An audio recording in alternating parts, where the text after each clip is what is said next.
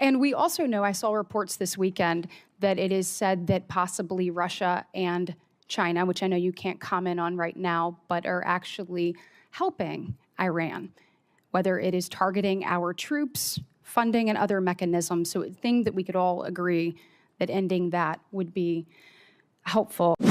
And when we're looking at the Ukraine and Russia war and trying to end Putin's aggression, trying to bring peace, General Kane, if we were to cut off the funding that Russia was getting,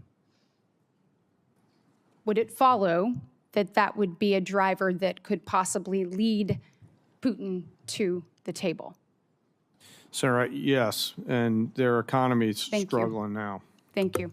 And we also know, I saw reports this weekend, that it is said that possibly Russia and China, which I know you can't comment on right now, but are actually helping Iran, whether it is targeting our troops, funding, and other mechanisms. So a thing that we could all agree that ending that would be.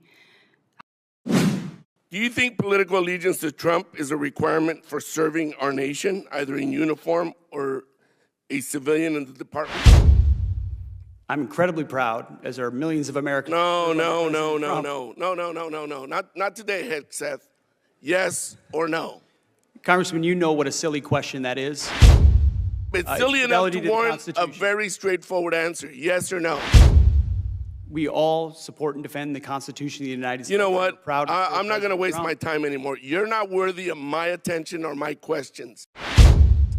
You're an embarrassment to this country. You're unfit to lead. And there's been bipartisan members of Congress that have called for your resignation. You should just get the hell out and let somebody competently lead this department. Mr. Chairman, do we not have any decorum in here? Do you think political allegiance to Trump is a requirement for serving our nation, either in uniform or a civilian in the department? I'm incredibly proud, as are millions of Americans. No. Not today, Seth. Yes or no? Congressman, you know what a silly question that is. But it's silly enough to warrant a very straightforward answer. Yes or no? We all support and defend the Constitution of the United States. You know what? I'm not going to waste my time anymore. You're not worthy of my attention or my questions. You're an embarrassment to this country. You're unfit to lead. And there's been bipartisan members of Congress that have called for your resignation. You should just get the hell out and let somebody competently lead this department. Mr. Chairman, do we not have any decorum in here? Thank you very much. I yield my time. Gentleman yields back. And I would urge everybody to remember and maintain a decorum suitable for this chamber with their further comments. The chair now recognizes the gentleman from Tennessee, Dr. Desjardins. Thank you, Chairman. Mr. Secretary, I said in your hearing, when you had your confirmation hearing, that my biggest concern with you at the helm was the potential use of the military in ways that contradict the Constitution or that taint what I hope we all want, which is an apolitical military. And when I asked you about whether you would accept an order that was actually given to your predecessor, Secretary Esper, Trump's SecDef, to deploy active duty troops against unarmed protesters and to, in Secretary Esper's words, shoot at them, shoot at their legs. You said this was all theoretical. Here we are, a few months later. You've deployed 4,700 troops to Los Angeles, and against the wishes of the governor. And my colleague across the aisle was right. It is the first time since 1965 that we have deployed Guard troops without the permission of the governor. In all the instances he laid out, the president had sent in the military to protect protesters, not against the protesters. So you may dismiss it, but I feel like this is a fundamental issue of American democracy.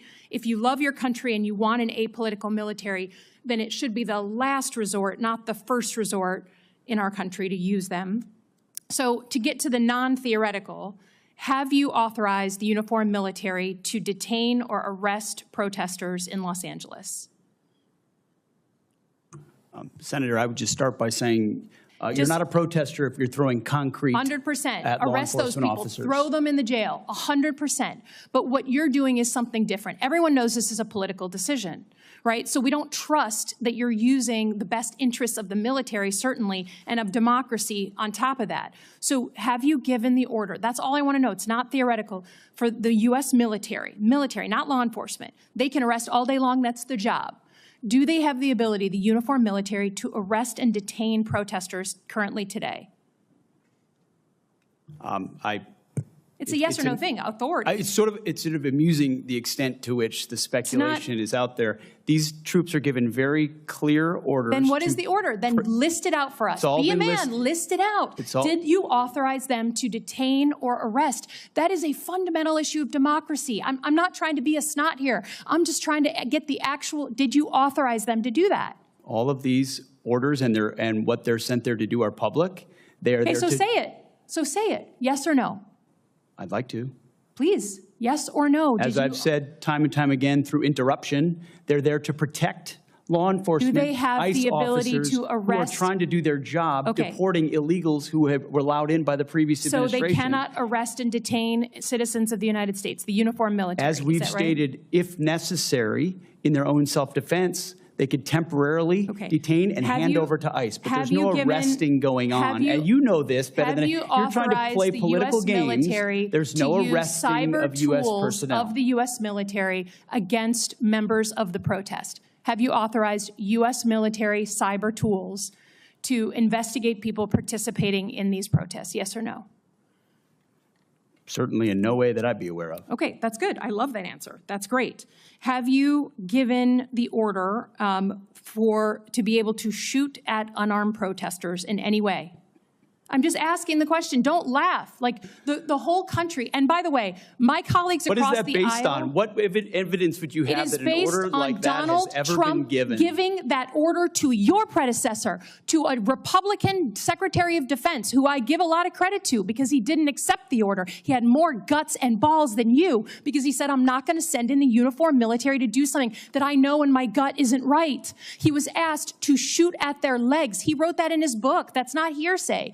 So your poo-pooing of this, it just shows you don't understand who we are as a country, who we are. And all of my colleagues across the aisle, especially the ones that served, should want an apolitical military and not want citizens to be scared of their own military. I love the military. I served alongside my whole life, so I'm worried about you tainting it.